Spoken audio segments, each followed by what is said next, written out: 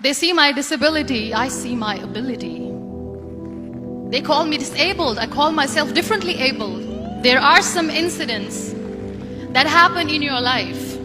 Those incidents break you, deform you, but they mold you into the best version of you. And the same thing happened to me. I was 18 years old when I got married. My father wanted me to get married. And all I said was, if that makes you happy, I'll say yes. And of course, it was never a happy marriage. Just about after 2 years of getting married, I met a car accident. Somehow my husband fell asleep and the car fell in the ditch. He managed to jump out, saved himself. I'm happy for him. But I stayed inside the car and I sustained a lot of injuries. The list is a bit long, don't get scared. The wrist was fractured. Shoulder bone and collarbone were fractured. My whole rib cage got fractured. And because of the rib cage injury, lungs and liver were badly injured.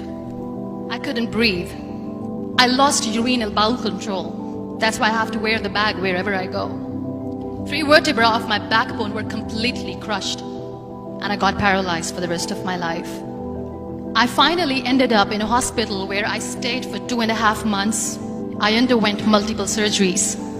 One day, doctor came to me and he said, well, I heard that you wanted to be an artist, but you ended up being a housewife. I have a bad news for you. You won't be able to paint again because your wrist and your arm are so deformed, you won't be able to hold a pen again. Next day, doctor came to me and said, your spine injury is so bad, you won't be able to walk again. Because of your spine injury and the fixation that you have in your back, you won't be able to give birth to a child again. That day, I was devastated. I asked my mother, why me? And that is where I started to question my existence. Why am I even alive? And that is where I realized that the words have the power to heal the soul. My mother said to me, this too shall pass. God has a greater plan for you. I don't know what it is, but He surely has. And in all that distress and grief, somehow or the other, those words were so magical that they kept me going. One day I asked my brothers, I know I have a deformed hand, but I'm tired of looking at these white walls in the hospital and wearing these white scrubs. I'm getting tired of this. I want to add more colors to my life. I want to do something. Bring me some colors, bring me some small canvas. I want to paint. So the very first painting I made was on my deathbed, where I painted for the very first time. It was not just an art piece or just my passion. It was my therapy. And then I was discharged and I went back home. And I went back home and I realized that I have developed a lot of pressure ulcers on my back and on my hip bone. I was unable to sit. There were a lot of infections in my body, a lot of allergies. So doctors wanted me to lie down on the bed straight for not 6 months, for not 1 year, for 2 years. I was bedridden, confined in that one room, looking outside the window, listening to the birds chirping and thinking maybe there will be a time when we'll be going out with the family and enjoying the nature. That was the time where I realized how lucky people are. That is the time where I realized that the day I'm going to sit, I'm going to share this pain with everyone to make them realize how blessed they are, and they don't even consider them lucky. That day I decided that I'm going to fight my fears. We all have fears. Fear of unknown, fear of losing people, fear of losing health, money. We want to excel in career, we want to become famous, we want to get money. We are scared all the time. So I wrote down one by one all those fears. And I decided that I'm going to overcome these fears one at a time. You know what was my biggest fear? Divorce. I was trying to cling on to this person who didn't want me anymore, but I said no. I have to make it work. But the day I decided that this is nothing but my fear, I liberated myself by setting him free.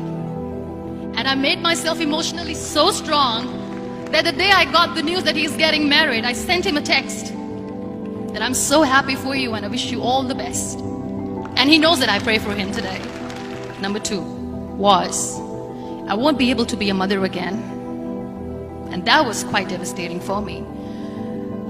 But then I realized there are so many children in the world, all they want is acceptance. So there is no point of crying, just go and adopt one. And that's what I did.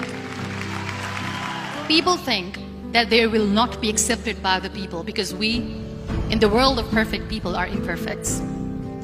So I decided that instead of starting an NGO for disability awareness, which I know will not help anyone, I started to appear more in public. I started to paint. I decided that I'm going to join the national TV of Pakistan as an anchor person. And I've been doing a lot of shows for the last 3 years. I became the National Goodwill Ambassador for UN Women Pakistan, and now I speak for the rights of women, children. We talk about inclusion, diversity, gender equality, which is a must. Every time I go in public, I always smile. It's always a big toothy smile on my face, and people ask me, don't you get tired of smiling all the time? What's the secret? I always say one thing, that I have stopped worrying about the things that I have lost, the people that I have lost. Things and people who were meant to be with me are with me. And sometimes, somebody's absence makes you a better person. Cherish their absence. It's always a blessing in disguise. Live your life fully. Accept yourself the way you are.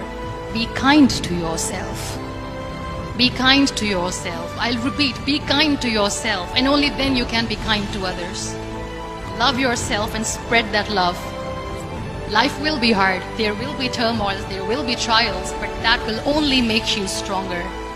So when you accept yourself the way you are, the world recognizes you. It all starts from within.